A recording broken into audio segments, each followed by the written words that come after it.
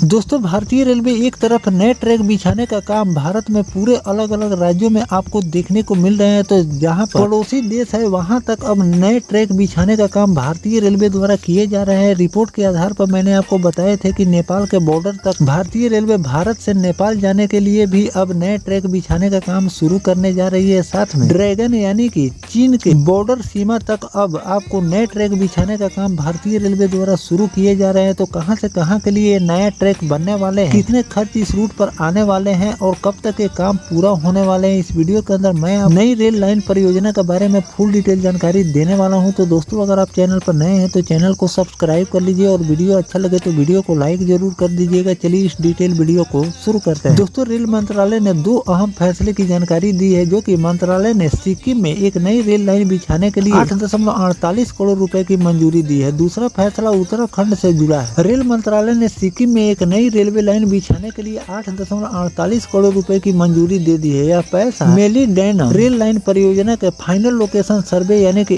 FLS के लिए दिए गए हैं। इस राज्य से दक्षिण और पश्चिम इलाके में रेल कनेक्टिविटी को बढ़ाया जाएगा। रेल मंत्रालय ने 24 अक्टूबर को नॉर्थ फ्रंटियर रेलवे को एक चिट्ठी भेजकर एक फंड जारी की है, जिससे पहले सिक्किम के लोकसभा सांसद इंद्रहंस सुब्बा ने 25 जुलाई को रेल मंत्री श्री अश्विनी वैष्णव से मुलाकात की थी। उन्होंने मेलीडेनम रेल प्रोजेक्ट के काम में तेजी लाने का आग्रह किया। सांसद ने कहा कि डिटेल प्रोजेक्ट रिपोर्ट यानी कि DPR तैयार हो और प्रोजेक्ट पर जल्द काम शुरू किया जाए। यह नई रेलवे लाइन सिक्किम के लिए बहुत महत्वपूर्ण है। इससे यहाँ के लोगों को आने जाने में आसानी होगी, सामान लाने और ले जाने में भी सुविधा होगी, पर्यटन को भी बढ़ावा मिलेगा, रोजगार भी मिलेंगे। देश की सुरक्षा के लिहाज से भी प्रोजेक्ट अहम। सिक्किम राज्य चीन, भूटान और नेपाल की सीमा से सटा हुआ है। भारत को सबसे ज्यादा खतरा चीन की तरफ से रहता है। इस प्रोजेक्ट को पूरा होने से भारतीय ट्रेन चीन के बेहद करीब तक पहुँच जाएगी। साथ में अगर दूसरे फैसले की अगर हम बात करें तो रेल मंत्रालय द्वारा एक और फैसला लिया गया है कि रेल मंत्रालय ने देहरादून टनकपुर एक्सप्रेस, जिसका ट्रेन नंबर है 15019 और 15020 की फ्रीक्वेंसी बढ़ाने का भी फैसला किया है। रेल मंत्री श्री अश्विनी वैष्णव ने उत्तराखंड के मुख्यमंत्री पुष्कर सिंह धामी को एक चिट्ठी में बताया कि देहरादून टनकपुर वीकली एक्सप्रेस अब सप्ताह में एक बार ही नहीं बल्कि 3 दिन इसका संचालन देखने को मिलेंगे। मुख्यमंत्री पुष्कर सिंह धामी ने इस फैसलों को उत्तराखंड के लोगों के लिए एक बड़ा तोहफा बताया। उन्होंने कहा कि इससे देहरादून और कुमाऊं क्षेत्र के बीच सफर करने वाले यात्रियों को ज्यादा सुविधा मिलेगी और वे आसानी से रेल यात्रा कर पाएंगे। मुख्यमंत्री ने यह भी कहा कि इससे गढ़वाल और कुमाऊं के बीच कनेक्टिविटी और पर्यटन को भी बढ़ावा मिलेंगे। साथ में राज्य में आर्थिक और सामाजिक गतिविधियां भी तेज। तो दोस्तों, इस तरह से इन लोगों को भारतीय रेलवे ने उत्तराखंड के लोगों को जो ट्रेन की सौगात भारतीय रेलवे द्वारा दी गई थी, वो सप्ताह में सिर्फ एक दिन ही आपको संचालन देखने को मिल रहे थे। अब उसका संचालन आपको सप्ताह में 3 दिन देखने को मिलेगा और आने वाले दिनों में लोगों की डिमांड को देखते हुए इस ट्रेन का संचालन नियमित यानी कि प्रतिदिन भी रेलवे द्वारा किए जा सकते हैं। जैसे कि एक दिन इसका संचालन हो रहे थे, अब 3 दिन हो। तो लोगों की डिमांड को देखते हुए इसके आगे भी आपको भारतीय रेलवे इसे प्रतिदिन भी कर सकती है। तो इस पर जो भी नया अपडेट आएगा वो भी जानकारी मैं आपको लगातार देता रहूंगा। भारत और चीन के बॉर्डर तक अब भारतीय रेलवे नए ट्रैक बिछाने का काम शुरू करने जा रही है। साथ में इसके लिए